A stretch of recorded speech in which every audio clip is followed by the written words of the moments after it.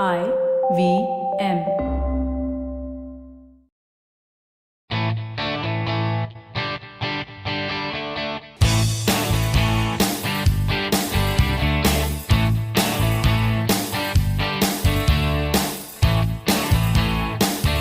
Hello and welcome to a brand new episode of the Musafir Stories, India's very own travel podcast, where each week we share the journey of travelers in their own words and relive their experiences with you, our listeners. Hey guys, welcome to a brand new episode of the Musafir Stories. Hope you're all well and are getting ready for the festive season. If you are planning to travel in the coming months, today's itinerary is a great option to consider. On the podcast today, we are joined by Paro from rawdiaries.in, who takes us to a beautiful beach town in North Karnataka. Let's hop onto the episode and find out more.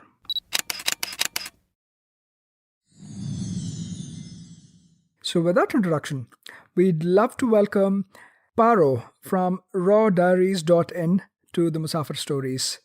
Paro, thank you so much for being on the podcast and welcome. Thank you. Thank you, Saf, for inviting me on this podcast. I have always listened to the Musafir stories, and I'm so happy to be sharing this platform today with you guys. And thank you so much for this. Thank you, Paro. It's been our pleasure too. And I'll watch what I say today because we're also talking to a lawyer turned entrepreneur today. So Paro's, I guess, one of the first lawyers who's come on the platform too. So really happy to be talking to you today. But Paro, yeah, tell us a little bit more about yourself and how did all of this happen? You, from being a lawyer to now being a travelpreneur, as you'd like to call yourself. Give us a little bit of insight into this journey and about Raw Diaries as well. Yeah, so Saf, I was a lawyer a couple of months back. I still am a lawyer, but just fell in for travel so hard that I decided to call it quits and pursue this full time. I was in Gokarna, and when I decided to quit, and after that I am working on my own company called Raw Diaries. We are trying to identify the pain points that the travel industry has, and trying to be a one-stop platform for all the travel needs. So that's how journey from a lawyer to a travel entrepreneur has been. It's been 6 full months when I am doing this full time, and yeah, life has been good. Like, I'm happy. So Okay, wonderful. And that, I guess at the end of the day, that's all that matters, that you're happy about, or you're happy with whatever you're doing, right? So we wish you all the luck in this new journey, in this new phase of your life, Paro. But tell us a little bit more about where you're taking us to today. So today, Saf, I'm taking you guys to Gokarna. It's very close to my heart because, as I said, I resigned there, and also I spent 2 whole months. I went there for 3 days, and I fell in love with that place, and I decided to stay there for 2 months. So I think I personally know that place in and out, and the place is very close. So I would like to take you guys and the audience to Gokarna. Yeah, definitely really excited to be talking about Gokarna, especially after you've mentioned that Gokarna is the place where you actually decided to take the leap of faith, right, and become a full-time travel entrepreneur. So really looking forward, and especially given that you've lived there for a good couple months, you got to explore the place pretty closely, like a local would do or somebody living there would do, right? So that aspect of it also excites me a lot. But for somebody who's not very familiar with this part of the country, could you also help us give a geographical orientation of where Gokarna is situated? So Gokarna is a small town located in Uttara Kannada, that is North Karnataka. It's very green, and it's the only one of the few places which offers both mountains and beaches at the same part. So Gokarna is a town in Karnataka. Yeah, definitely, and specifically in the northern part and coastal part of Karnataka. If I have to give somebody like a quick reference, it's about 500 kilometers from Bangalore and on the western coast facing the Arabian Sea. So that's where Gokarna is situated. In terms of getting there, how would you suggest one gets there? What's an easy way of getting there? And what about you? Like, how did you get there? So there are a couple of ways. The most convenient way is to come to either Goa Bangalore or Mangalore. So you have the flight connectivity there. Once you come to these destinations, you can either take buses or you can either take a train. A train from Goa to Gokarna costs something around like $60, so it's less than 100 rupees. So it's that easy to come to Gokarna. If you take a flight to these destinations, these will be Goa, Bangalore, and Mangalore. Okay. It's fairly close to Goa as well. A lot of people do it as a part of that circuit, the coastal circuit that they cover off, perhaps making stops first at Goa and then going southwards and making a further stop at Gokarna. But yeah, very, very accessible both by road, train, or even flights, right? Given that it's a coastal town, what time of the year would you suggest is a good time to visit here? Saf, actually, like all the seasons are pretty good and has something different to offer. Like the monsoon, although you can't go to the beach, but the Gokarna is very green at this point of time. But if you see, I went during December to January. That time was the season for Gokarna. So all in all, even though all seasons have something to offer, I would say the October to March will be the peak season. Okay, yeah. Now, just jumping into a little bit more of the significance of the place, the backstory of the place as well. Gokarna has been traditionally like a religiously very, very significant place, especially for the Hindu religion, right? Paro, so would you like to share a little bit of a background as to what the significance of the place is and enlighten our listeners a little bit more about that? Yeah, so there are a lot of versions, like many versions that you can hear from the locals. They will tell, like, how Gokarna got the name Gokarna. So the one that I've heard the most is this one, and let me share this with you. So it was believed that the demon king of Lanka, Ravana, he did tapasya, penance in English. So he did tapasya to please Lord Shiva. When he did this tapasya, Lord Shiva got happy and he gave his Atmalinga with a power to Ravana, which made him a very powerful. But there was only one condition, that if you keep this Atmalinga on the ground, then you will lose your power. Now, Ravana picked that Atmalinga happily and he was going towards Lanka, and in way he reached this place which is now known as Gokarna, and he's a Brahmin. So in Hindu religion, you have to do something called Sandhya Aarti. So that's one of the ritual that you have to perform if you're a Brahmin. So it was evening time and he couldn't find a place he can't keep it, and he had to do the Sandhya Aarti. So Lord Ganesha, the devas or the gods conspired, and it was agreed that Lord Ganesha will disguise himself as a little boy and go in front of the Ravana to take his Atmalinga. And that is exactly what happened. Lord Ganesha disguised himself and Ravana saw this little boy, and then he just approached him that, can you hold it by the time I perform my Sandhya Aarti? It was agreed between the disguised boy, that is Ganesha, and Ravana, that I will call you thrice. If you don't come in within a specified time, I will keep this Atmalinga on the ground. Ravana agreed and went for his Sandhya Aarti, and Ganesha tricked him. He called it very quickly and kept the Atmalinga and disappeared from the scene. When Ravana came and he was trying to chase Ganesha, he could only find a cow who was going underground. When the cow was going underground, the only thing that Ravana could catch hold of is the ear of the cow. And that is how it is believed that Gokarna got its name. Go in Sanskrit or in Hindi means the cow. So Go is the cow which the Ravana found, and Karna is the ear. So ear of a cow. So that's how it's believed that Gokarna got its name. So yeah, this is one of the many versions that you have. There are a couple of other versions, very interesting versions. Yeah, definitely very, very interesting, and also nicely ties to a lot of the places we'll be seeing, hopefully, during the course of our conversation, right? And yeah, like this one was one of the ones I came across the most too. Apart from this, I think there was another one perhaps mentioned from the Puranas where I think there was this Brahmana called as Atmadeva who did not have children, so Correct.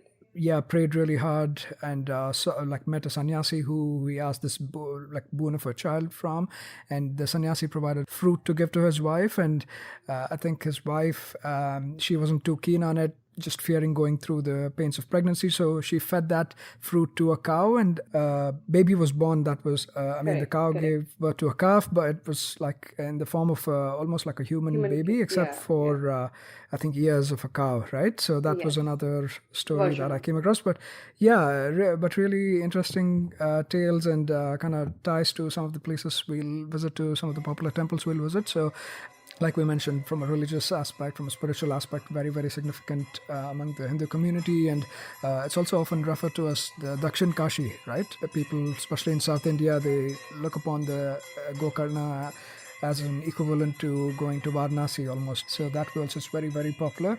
And the other aspect of Gokarna is obviously the beach town, and has like a huge inflow of foreign tourists as well, especially tourists from Israel, Russia, Europe. A lot of them also throng Gokarna because of all of these salient features, right?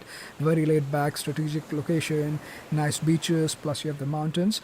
But I believe like this is all something that has started off in the past 40, 50 years as a part of the continuation of the hippie trail that we refer to as, starting all the way from originating out of Europe through like Istanbul and Afghanistan, Iran, Pakistan, into India, and this slowly trails down into Goa and further down to Gokarna. Like around that time is when a lot of foreign tourists started discovering this place, and since then like they have also been visiting quite a lot. So really there's two facets of looking at Gokarna from if you'd like to look at it from that perspective. In terms of our itinerary, right, what would you recommend for somebody visiting? Obviously not everybody could make a laid back trip like you did. Right, that would be ideal, right? I would like to do that, but from perspective of somebody who's short on time, what would you recommend, Paro? Like what sort of an itinerary can one plan while visiting Gokarna? Okay, so I feel like there are two kind of travelers. One who is there to know about a place, and the other one is the tourist kind of. They just want to see, what is there, like, what to do, like the general things. So when I stayed in Gokarna for 2 months, I kind of figured it out that these are the things that tourists would like to do, and these are the things that a traveler would like to do. Before that, I would like to highlight that Gokarna is a very religious town, so there is a lot of religious tourism that happens. So if you see the Gokarna main beach, which is very close to the Ganpati or Mahabaleshwar temple, which are like the main temples in the town of Gokarna. So people all across India come to this place to perform the death rites of the departed, and these are the very strong religious tourism that you will see in Gokarna. So I would like to start with the must visit temples, Mahabaleshwar and Ganpati temple. Moving on, Sav, there are beaches. Like there are beautiful, beautiful beaches, which doesn't only have beach but also like surrounded by hills. So there is a famous beach trek, which is like 5 beach trek. It starts from either Belican or you can start from Kudle. The first one generally starts with the Belican beach, which is like at the extreme side. It's more of a rocky beach. Then you go to a Paradise beach. Paradise is very small sort of beach. You trek there, and it's not very big. There are tents. There is stargazing arrangements out there. From there you move to Half Moon Beach. It actually looks like half moon. Like if you see if you see from a height, you can see a shape of half moon, and that's why it's known as Half Moon Beach. From there, you will go to Om Beach, and again, Om Beach also got its name because when you see from a particular angle, you will see that the beach and there is a mix of hills, and that is actually in the shape of Om. So that's why the Om Beach, and the last beach that will be the Kudle Beach. Kudle Beach is like the happening beach of Gokarna, where you will find a lot of parties and where you will find water sports and all the good shacks. So these are the 5 main beach, and apart from that we have the Gokarna main beach that is more of a religious beach, right? Okay. And in terms of somebody who's trying to make a trip to Gokarna, and let's say like these are the main things they want to cover off during their trip, right? How much time would you recommend would be like sufficient to cover? Does this like a weekend or an extended weekend type of an itinerary? If you want to do justice to everything, at least 1 week. But if you just want to like rush, and do things, I think 4 days, 5 days will be a good amount of time. Okay, yeah. Again, I mean, especially if you're visiting such a place that is known for being laid back, relaxed, you want to kind of take it slow. So let's start to dig down into each of these different places, Paro, perhaps starting with the temples or the religious half of the town, right? And this is more so I guess in the northern part of the town where a lot of the main temples are. I believe there's also some important Rath Yatra that happens and stuff like that. So I'd like to jump into that. And maybe do you want to start off by covering the Ganesh temple and the Mahabaleshwar temple and also how that relates to the story we discussed at the beginning of the podcast? Shiva is very prominent for the people of Gokarna, and Mahabaleshwar temple is a Shiva temple.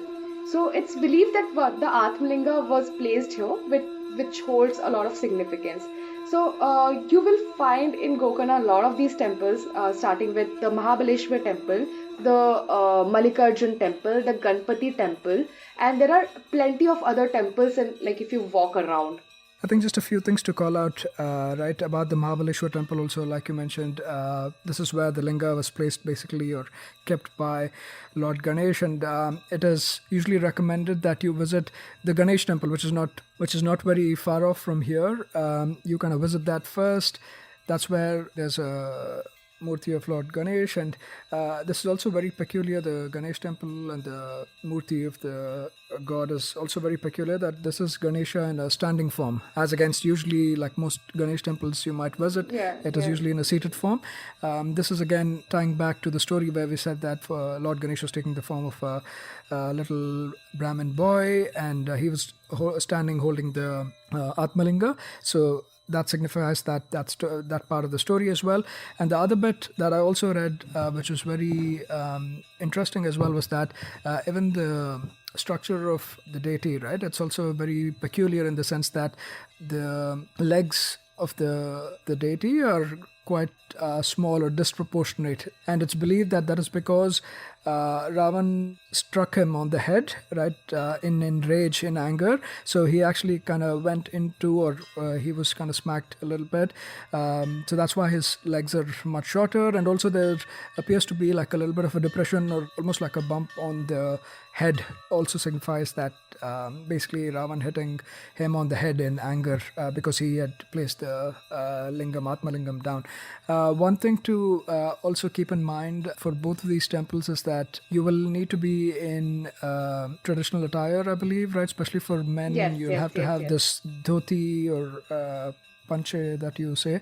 You'll have to wear that, and the other pieces, I think foreign tourists are not allowed inside into the Sanctum Sanctorum, or where the deity is actually placed. So a couple of things to keep in mind. But when you're there, if you get a chance to like speak to some of the priests there, definitely speak to them and get to know some of these intricacies and the significance of the temple and things that are unique to the temple.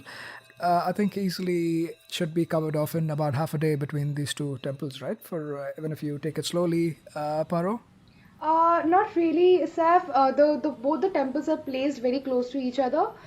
If you're going on, let's say, a weekday, then you can cover it within like an hour, honestly.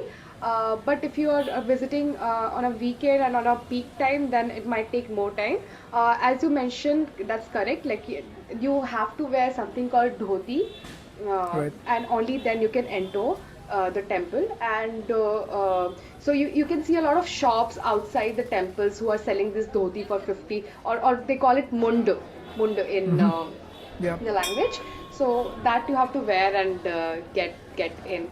Apart from that, they also serve food, like free food, which is like prasadam. Yep.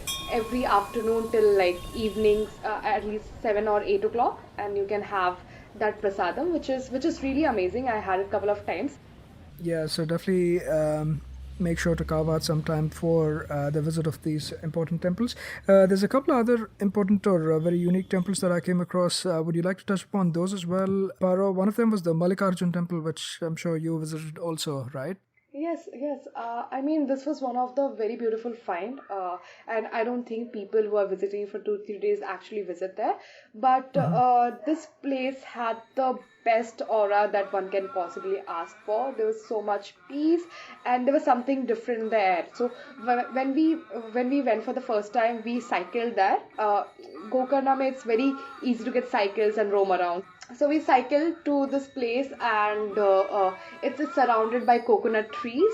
Like just imagination, coconut trees. The Carnatic music is there. The temple priest, he's chanting the mantras, and there is a smell of agarbattis and some very good flower. So that's the aura of this temple, which is very beautiful. And the priest told me that this is the only temple in India which is oval in shape. That's one of the interesting point. And there is a Gurukul sort of institution very close to this temple, and these are the people who actually take care of this temple. So yeah, a very good find, and the architecture of that place is again like something to look forward to.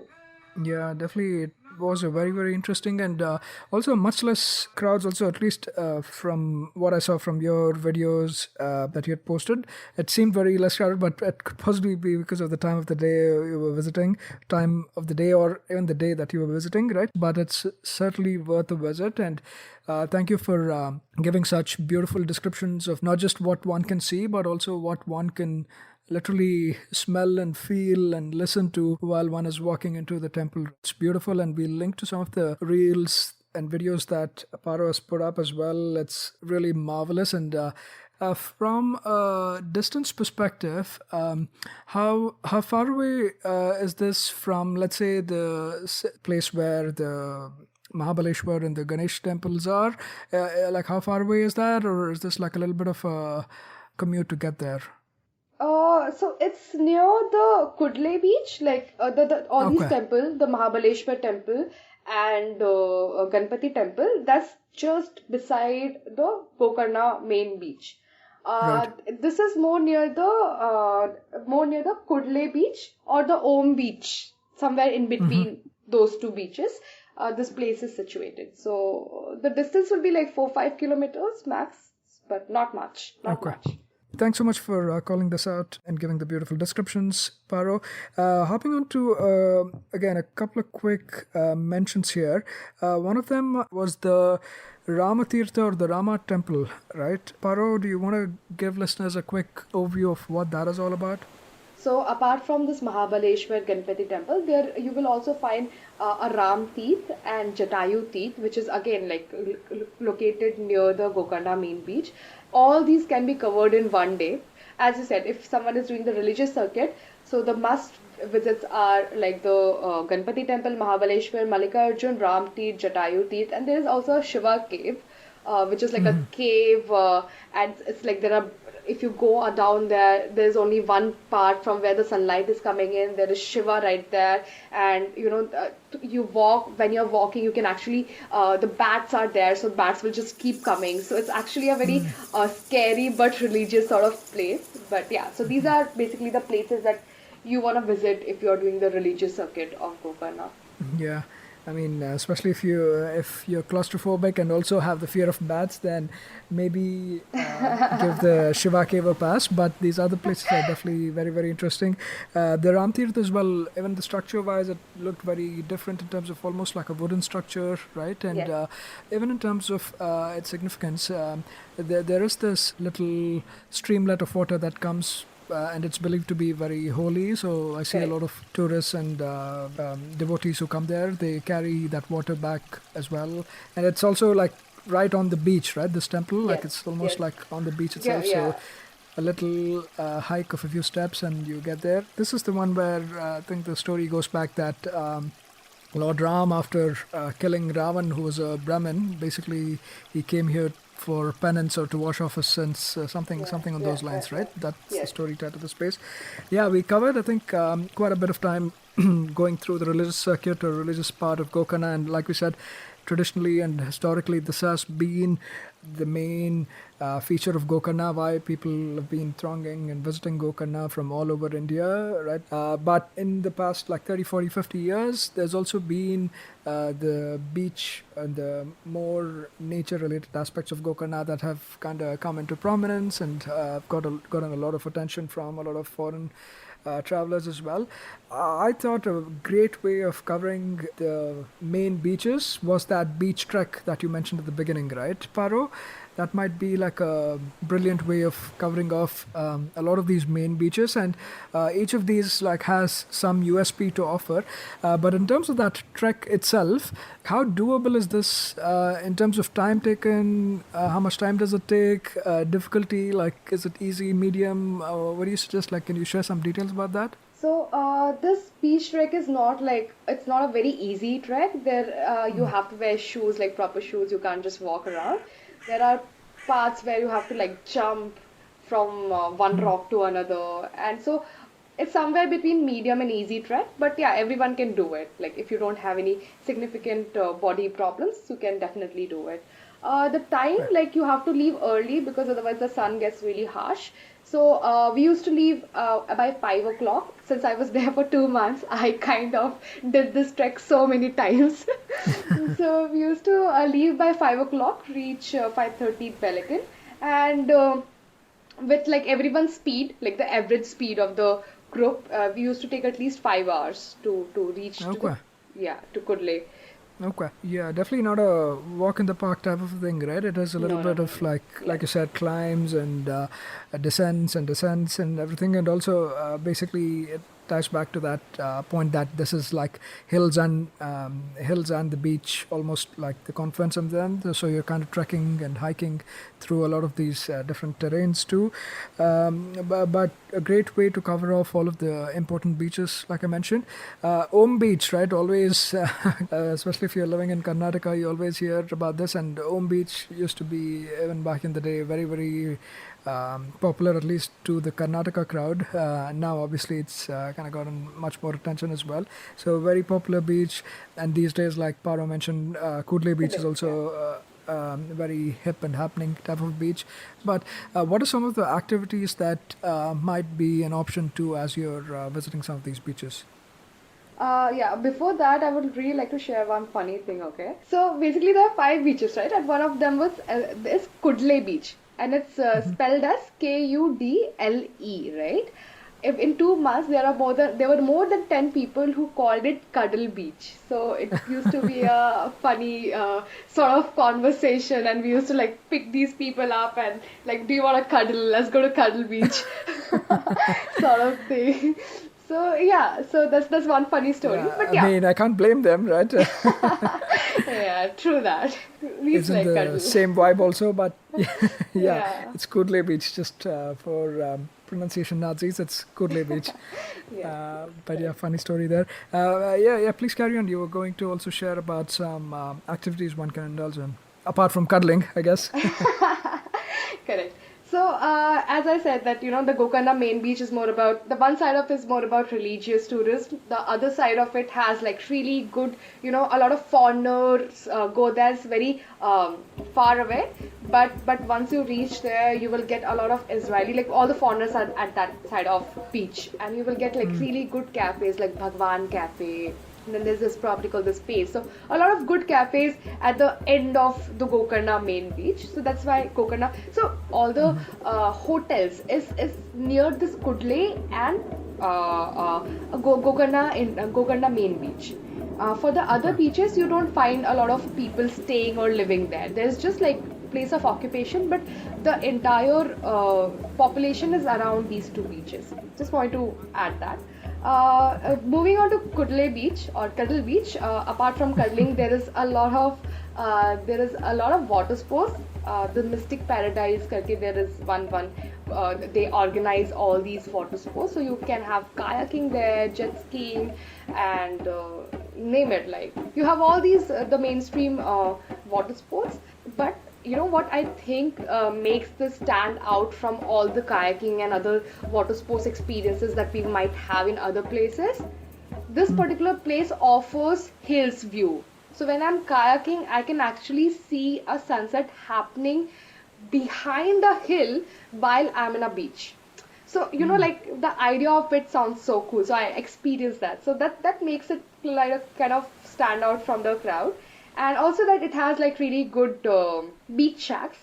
You will find the crowd either in Kudle or in Gokarna main beach.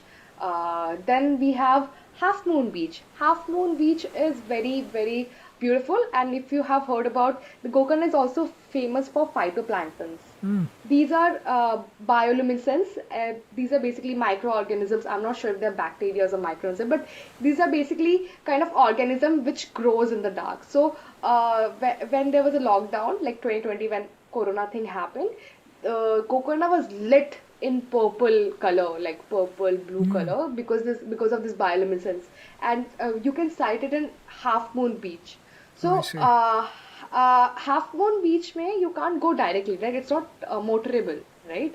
So you have to trek to Half Moon Beach, and there's only one shack at the entire beach. There's only one shack in the entire beach, and when you do the night trekking, obviously don't do it on your own because Google Maps are a big no-no there. There are local guides. You get touch with them. They will take you to this place. And raat ko you have fair chances. Like if you have fair chances to spot, not in that quantity as was seen during the Corona times, but you have fair chances to spot these phytoplanktons. And the Okay. sky looks beautiful. So you can see all the constellations in the sky when you are in Half Moon Beach. So that is the specialty of Half Moon Beach. It's a night beach trek, and Okay.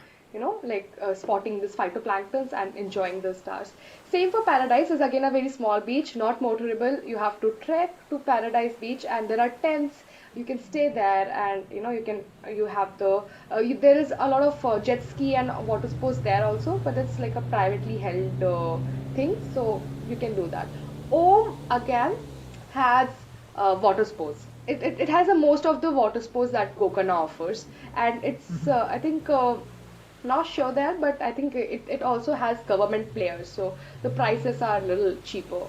I see. Yeah, Okay. Billiken is essentially a far-fetched beach. Hardly anyone goes. It's rocky beach, but yeah, if you want to go, if you really like peace and don't like people, this is a beach to be, because there are like very few properties there, and they kind of arrange all this bonfire, and it feels like you have the entire beach for yourself for that bonfire thing, because there is hardly anyone goes there. All the population is around Kudle and Gokarna main beach side. So Okay, interesting. I think that phytoplankton or the night trek that you mentioned on Half Moon Beach, I think that's also something that's going to be very unique, right? This is not something you'll find in a lot of other places in India or even otherwise. So, like we have seen over the course of the conversations, there's a variety of different things to do, especially if you have a decent amount of time on you. I think you can experience all of these to the fullest. The other interesting beach I saw, which you also had covered off, was the Nirvana beach, right? Paro, would you like to talk about that? Because this was, again, not something that I came across a lot while doing my research. Do you want to speak a little bit to this? So this is one of my favorite beach, Nirvana Beach. You have to actually take a ferry to reach there. It's motorable, but it takes a lot of time. In ferry, you reach like in 10 minutes. So Agnashni and Gangavali are two rivers. So in confluence of that, Gokarna is situated somewhat. So you have to go to the Agnashni River, take the government ferry. It also transports your bikes. You generally roam around on bikes or cycles, so it can also transport your bike. So it takes like some 10 or 20 rupees to go to the other side. When you reach the other side, there is Nirvana Beach. I see. So you have to bike a little bit. And Nirvana Beach, it has white sand, and it's so beautiful. It's so beautiful. I can't even explain how beautiful Nirvana Beach is. Like it's white sand, and there are hills, and there is hardly any population, and it's one of the best sunset that I experienced in Gokarna. And also it became special because you have to take a ferry, so it was a lot of fun to do that and not just like do cycle there or just go take a bike there. So it was a little bit of hard work, which was also fun. So yeah, that is Nirvana Beach. Again, we have Honey Beach, similar. It's in the nearby place. Again, you have to take a ferry from Gangavali side. For Nirvana, we had to take from the Agnashini side, Agnashini river side, and for Honey Beach, you have to take from the Gangavali side. You take that and then you reach the Honey Beach. So these two are the other beaches that you can, visit when you are in Gokarna. And like or like Paro has been mentioning, right? A lot of these beaches, they're also very different from each other also, right? One of them is rocky, another one is with hills in the background, and this one is, Nirvana is like with white sand. So that way too, definitely more enjoyable. I forgot to ask one other thing at the beginning, like getting around Gokarna, right? What would be a good suggestion, Paro? Like just within the city, plus if you're beach hopping and stuff like that, what might be a good way of getting around? Like, do you recommend public transport or just hiring like a scooty or a two-wheeler like that? I think the best way is to hire a scooty. You will get, if you're going in off season, you'll get somewhere between 350 to 500 depending on the model. If you're going in a on season, you will get it between like below 1200. This is the best way you can travel within the town. Apart from that, I took cycle, but it's a little difficult to cycle around because it's an uphill, right? So there's an elevation on the road. So a lot of time you just have to push your cycle. But if you are up for it, then it's one of the best places where you can cycle around within the town. So yeah, these two will be the thing that you can do. Otherwise, you also have autos, but it is like a little expensive there. But Right. you also have the option of auto if you don't know how to ride. Okay, sounds good, sounds good. So yeah, a lot of interesting beach experiences too, and thank you for so beautifully describing them. But yeah, I think the cherry on top of the cake or icing on top of the cake would definitely be a sunset on a beach, right, Paro? So what would you recommend in terms of catching sunsets, or which was your favorite point to catch a sunset while in Gokarna? Yeah, so Saf, I mean, sunset had played a very important role. So I came up with my own quotation, which is like when you start living for sunset, that's actually when you start living. So this is because like every day 6 o'clock, I used to just like close my laptop no matter what.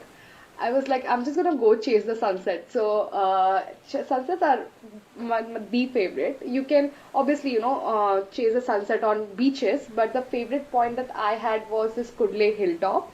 Imagine there's a big ground.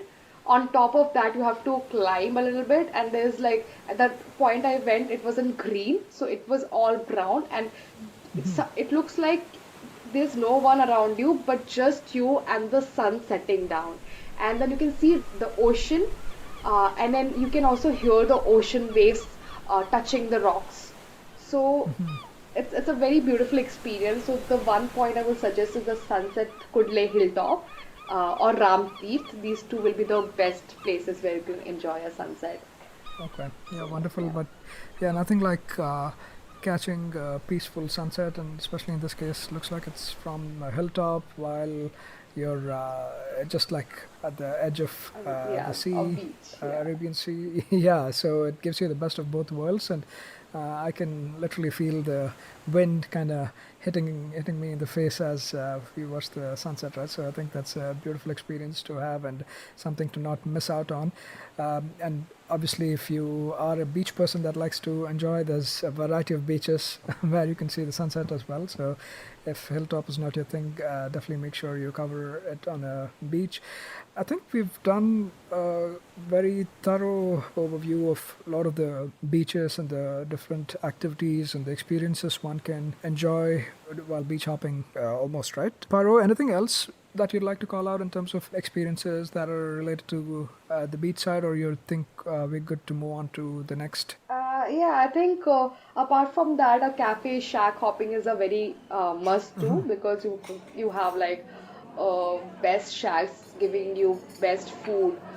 Even the town in itself has a lot of places like Halfway Home, Mantra Cafe, Levy's, White Elephant. All these places are like in the town, and there are beach shacks which offers you really local cuisine and really good food. So yeah, I think that hopping is a very important thing if you are in, and try the seafood. It's very important if you are in Gokarna. Yeah, definitely. I think beaches and cafes almost go hand in hand, right? Especially if you're spending a lot of time on the beach, you want to come back and just chill and relax at a nice cafe, and there's no dearth of options while at Gokarna. And in terms of, I guess, even cuisines and options, it's not a problem at all, right? Especially with the international crowd in the city. There is like a variety of options, right? Paro, if you'd like to try out different cafes, different cuisines. You will find all kind of places. You will find Israeli cuisine. You will find American cuisine. You will find like proper local cuisine. You will also find like North Indian cuisine. So, uh, in terms of food, you will have no problem. Just one thing, that everything in the town closes by 10:30 max. So it's very difficult to find food after that. So make sure that you have either taken your food, and there's no delivery, right? So there's no Swiggy. There is, so just like eat your food on time and then party. So that is the only rule that you have to follow. But apart from that, you will find all kind of cuisines in Gokarna.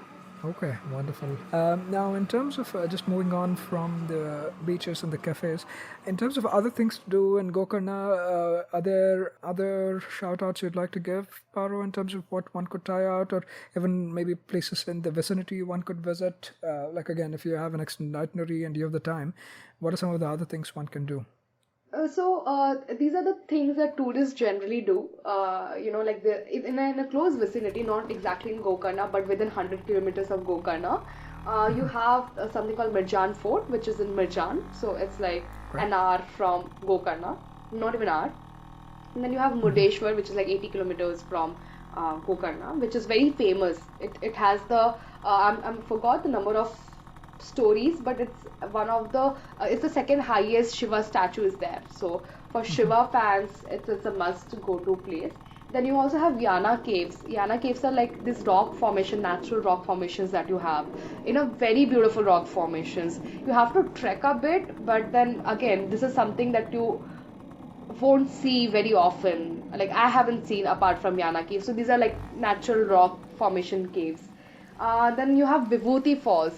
I got really lucky with my friends when we went to Vibhuti Falls. There was no one, and we could just like have the entire fall, which is very beautiful, very scenic, and very peaceful, all for ourselves. But generally, there are a lot of people if you go on weekends. So that's, and then Honavar. Honavar was again a surprise.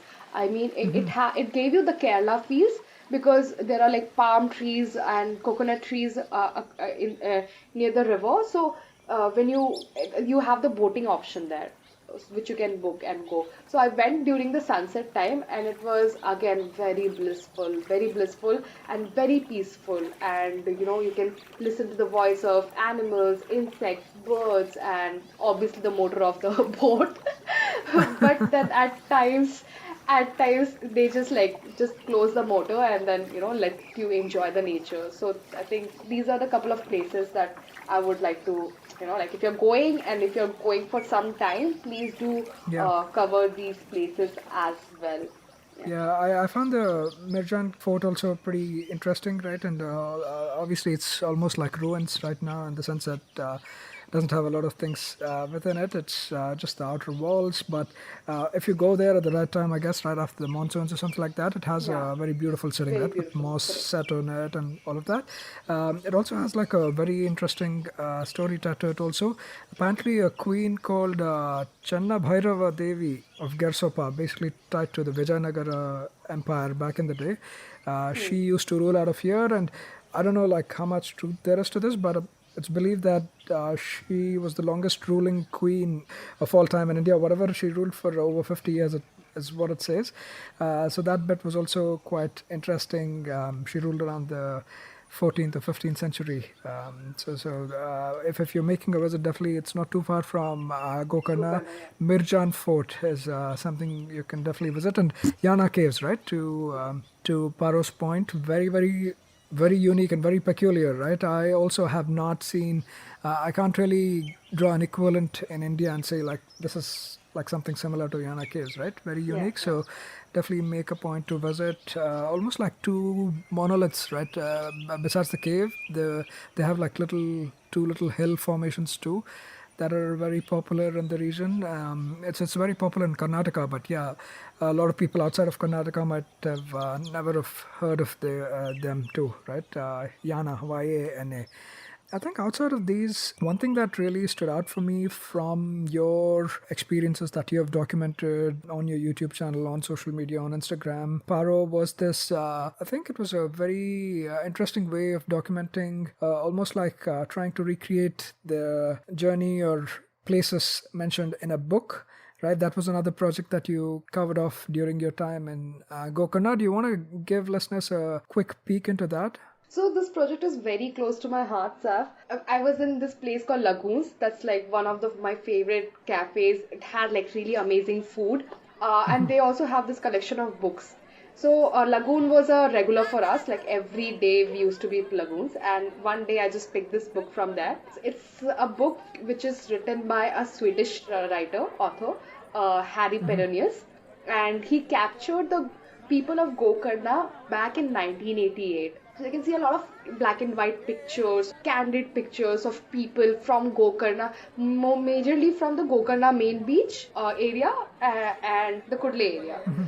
When we were reading this, we actually saw people we know, like Premas. Premas is again very famous as one of the first cafes of Gokarna. So we knew Premas, we knew a couple of other people, and that's what when it clicked us that there is high possibility that these people are still alive.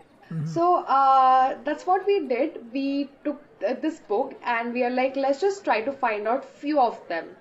We went to first Premas because we knew that they exist, and we asked them about the other people they might know. That way we got some 10-15 people who are still alive and who are either doing similar things or doing some different things. And yeah, it was a really interesting project because we found some guy called Coca-Cola guy who actually introduced Coca-Cola to Gokarna. Like when all this foreign tourism started, he was the one who actually introduced Coca-Cola, and so it was an interesting find. Then there was Dr. Shastri. There's only clinic. There's only one clinic in Gokarna, and you don't have a lot of medical facility. For the nearest medical facility, you have to go to the city area of which is a little far from Gokarna. So we went to this clinic, and it was so amazing to see that he's working twice hard as he was working earlier to serve the people of Gokarna. And that time we just had a candid conversation with him, and I told us that how he looks at 200 people a day. So finding these people, looking at them, and we actually find like kids who are now grown up running some sort of business in Gokarna. It was really amazing experience to trace back these people from 1988. And then in the documentary, if you see Saf, we have given like, this is what we found in the book, and see there he is, or there the shop is, like that's how it looks now. So it's a very interesting project, and it's very close to my heart. And still I have to launch that episode 3 and episode 4, which is going to be very interesting because we meet these other people, and we actually end up talking to Harry Peronius, thanks to Coca-Cola Pandit. He actually made us talk, so that is like the ending, the cherry on the top, where complete project. That finally you're talking to the author of the book. So that is the project. Brilliant! It was really beautiful to watch, and I'm sure it was as exciting to go through this journey of finding people that are actually people and places that are captured in the book called as Shiva Moves On, right? So one other thing that I'd like to call. And finally, Paro, as we kind of try to start wrapping this up, obviously given the importance and significance of Lord Shiva and Ganesha in Gokarna, Shivratri and Ganesh Chaturthi are very, very popular festivals in this region, right? And I believe on the occasion of Shivratri, there is a big Rathotsav or a Rath Yatra almost that happens. Do you want to touch upon that too as we start to wrap this up? So every Shivratri, as I said in the beginning of this episode, that Shiva is very, very important for people of Gokarna. and Shivratri is one of the major festivals. Like you can't miss out on Shivratri. During that time, the entire Gokarna is just working on this. Like they prepared a ratha, and you can see so many people that you can't even count how many people are there during the Rathotsava. So they pull it from somewhere near the Mahabaleshwar temple and go around the entire town of Gokarna, and it's like a huge, huge ratha. So yeah, but essentially they take it around to Koti Teeth, then they take it around to the entire town, and then come back, and that's how the Shivratri is being celebrated. If you see even the videos, that is there, you will see the devotion, the feelings, the importance that Shiva holds in Gokarna. Yeah, definitely very unique and almost like a version of obviously the popular Rath Yatra that you have in Odisha, right? Very similar to that. But thank you so much, Paro. You've given us literally the many, many faces of Gokarna, right? For somebody who's planning to visit here, be it a religious circuit, be it a beach hopping type of a circuit, be it just a laid back type of a visit, do nothing, just enjoy the vibe of Gokarna. But before we close this, Paro, one last time, if you'd like to also share how people can follow your work, keep in touch with you, and look out for your future projects and experiences that you cover. Yeah, thank you for this app. First of all, I would like to say thanks to you for inviting me, or for being sharing this platform with me. I have been following the Musafir Stories since this first episode, followed by Goa, Sikkim, and the recent one, the A for Prayagraj and Calicut. It gives me a immense pleasure to be on this platform and sharing my views about Gokarna and the places that I visited. Having said that, yeah, so you can reach out to me on Instagram. That's rawdiaries.in. Like like to keep it raw and real. So rawdiaries.in. That is the name even on YouTube. Raw Diaries Travel. They're on LinkedIn. They're on Facebook. They're on YouTube. And yes, I also have a website, so you can also reach out to me through that. Yeah, hoping to see the listeners somewhere at some point of my journey. Thank you so much, and thank you for those kind words. And Musafir Stories lives, and it's probably living because of OGs like you, right? Of traveling, who do the actual traveling, who are kind enough, nice enough to come and share these experiences with other listeners and also inspire them, right? Otherwise, we wouldn't even exist if it wasn't for people like you who are traveling and kind enough to come and share those experiences. So thank you. I'd like to thank you for sharing these, and also for inspiring a lot of us to kind of take this up. And you've taken the leap of faith, so we'd like to wish you all the best as well, Paro, and whatever you do in your life and your next step with Raw Diaries and with your other projects as well. Wish you all the best, and thank you so much for being a part of the Musafir Stories. Thank you so much, Sav.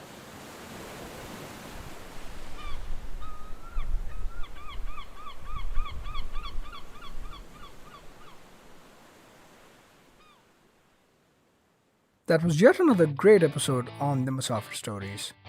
Make sure to show us some love by sharing the podcast with your friends and family.